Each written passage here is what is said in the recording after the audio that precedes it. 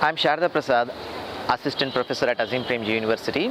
I research on sanitation access and work, and today we are here at India Habitat Center to actually understand more about how sanitation work is done in India, and I will be walking you through a set of visual narratives where we discuss some of the challenges of sanitation work in India.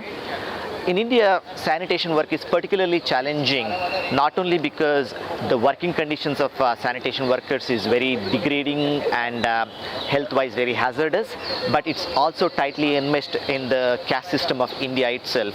So this photo exhibit is an effort to make people understand how some of the social compulsions transform into really degrading working conditions.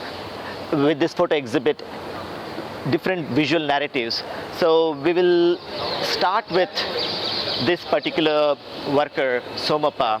As you can see, when he does this work, he has a lot of injuries with in his hands and feet particularly, and he just ends up tying a plastic bag, because access to healthcare is one of the major problems when it comes to sanitation workers. They are informally employed by even the government for that matter, so there is no real recourse when there are injuries or any serious issues with health aspect. And here we have Anjanappa, and he migrated to Bangalore in search of jobs, because it's very hard to find good job opportunities in the villages, and it's also a lot easier to hide one's caste in Indian cities. But of course, he has been informally employed by the city, and he doesn't have a permanent job yet, though he has been working for the city for more than a decade. And in this case, Sriram has been working with Hyderabad city, though he wanted to be a constable. The way sometimes job opportunities limit you to take up other types of jobs. In his case, as I said, he's a driver who drives a sanitation truck, but he ends up helping people do the sanitation work because there is a shortage of staff. And we have Narasimulu, and he is again working in Bangalore, and the city has not been able to provide him with any type of permanent job.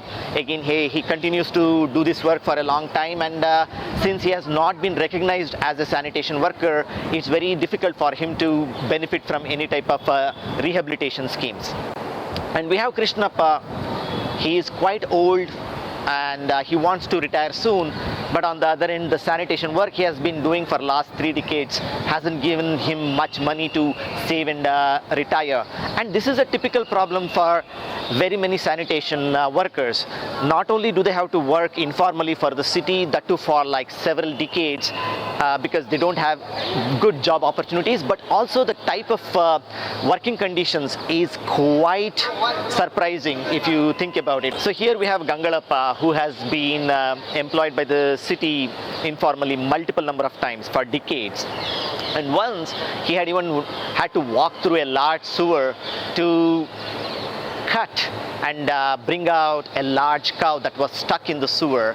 And when I interviewed him, he told me how he could not take public transport back home because he was stinking with this rotten cow carcass that he had to take out. And he walked home for 2 hours because he was stinking with this work that he had just done. So that's another thing, many a times when sanitation workers get to do this job, they don't have water to bathe themselves. So they have to walk home, and only then can they really clean themselves. And this is actually Kaverappa, who has been doing this job for almost 3 decades, and he cleans pits manually. And these are the pits which look like septic tanks, but they are really not septic tanks. They are mostly soak pits. And since you have to get into the pits, you cannot wear any boots or gloves because it's not easy to climb down or climb up a pit. So he does his work completely barefoot and barehanded, and that again increases the risks of injuries in general. And it's very typical of how this work is done in India, and nobody really even contemplates on these working conditions. Delhi Jal Board recently introduced mechanization, and workers are being provided with uniforms, and the job is being done with a truck that has a grabber, rodder, and also a jetting machine to unblock sewers. But unblocking sewers by bare hands is one of the riskiest things to do.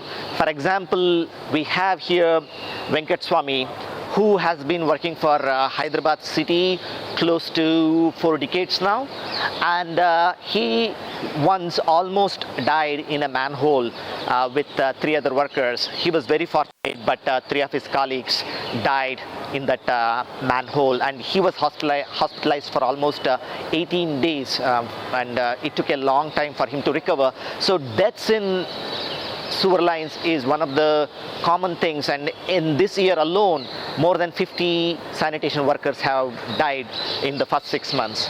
So there is that. But on the other hand, when we think about it, in India the spectrum of sanitation work varies from cleaning dry latrines manually. So here we have a set of stories from Lucknow, where dry latrines are cleaned manually, in the sense that people have to go there with a bucket, and they have to use a scooper to take the waste out of a toilet. And from that all the way to, we have stories where pits are emptied manually. In 1993, government did pass a law to destroy all the dry latrines that existed, because this was a way to stop manual scavenging. Manual scavenging was there mostly because there were dry latrines. So in 1993 it was said that okay, manual scavenging can be eliminated by eliminating dry latrines, but dry latrines have not been fully eliminated. But on the other end, the way this work is still done in India is very much like manual scavenging, in the sense that there is a lot of human contact. So let's see how this work is done when a toilet gets blocked inside our own homes, or when sewers get blocked. Here is a story of Venkat Swamy unblocking sewers inside homes, or toilets for that matter, inside homes. And as you can see, this is no different from manual scavenging in a way.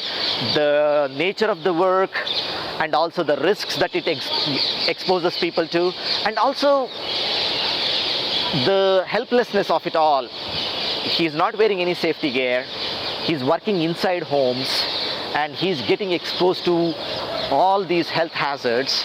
And as I already mentioned, the nature of the job itself is very degrading. And from here, and this is not related to dry latrines, as you can see, this is a waterborne latrine. And from there, if we come to this set of photographs, again this is a waterborne latrine where all the waste gets collected in a pit. But this has to be emptied manually using buckets. People have to stand in lines, and there is a set of drums in a tractor trailer, and all the waste has to be hauled using buckets into these trailers, as you can see, and it will be dumped somewhere in the outskirts of the city. So in a way, when you think about it, India's sanitation system has become a mechanism to shift risks. There is no human waste management, but only human waste movement. And India's sanitation system is a mechanism to shift risk socially, spatially, and temporally. What I mean by socially is that we are employing a set of people to do this degrading job, and they are mostly from Dalit subcaste, so that is where I mean by shifting risk socially, right? Like invariably the people who do this job are Dalits. And what I mean by spatially is like, look at this mechanism. This is a truck which sucks all the waste from a septic tank, but there are no treatment plants to treat this septage. So it is either dumped in a field or somewhere along the side of the road without any treatment. Under 10% of waste generated in this country is actually treated. So when you think about that, so that is another mechanism of shifting risk spatially. And what I mean by shifting risks temporally is that this lack of management of human waste may not affect this generation, but it is going to come around in a way to bite the next generation. So that is where I'm talking about temporal shift. It's very similar to climate change. The people who are causing may not get affected immediately, but it will surely affect future generations. And here is another example where streets with really narrow roads and how the sewer is cleaned there. Even when you unblock the sewer, a large part of the problem is the silt that needs to be emptied from these manholes. And though there is mechanization, removal of silt is still done manually using these shovels with long hands. So that's still, as I said, mechanization, unless you properly think through the problem, mechanization won't solve. And there are places where mechanization cannot reach. So this is another example from Hyderabad, where the streets are so narrow that two people walk right next to each other, as you can see here.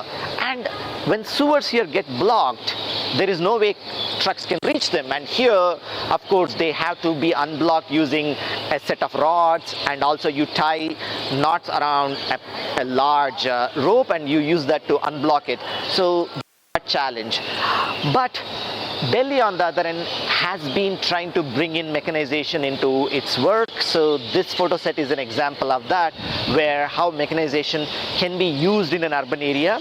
And a lot of other cities are also trying to replicate this solution, but Delhi has several neighborhoods where again these trucks cannot really reach.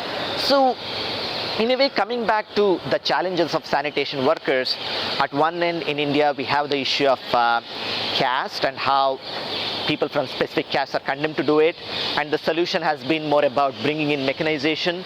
But mechanization alone cannot solve problems because there are so many neighborhoods where mechanization cannot easily reach. So we have to think about really creative solutions to take mechanization there. But the most important problem with sanitation is that how, irrespective of mechanization, how people who do this job will continue to be stigmatized, and we need to think about that and think about a way in which this stigma is completely removed. So in a way, this is just a very small step in bringing people closer to these sanitation workers, their challenges and their working and living conditions. And we really hope that people get to know their sanitation workers better and also get to know their own privileges and understand that when they flush their toilets, there is a section of society which is actually ensuring smoother flow of waste through our networks.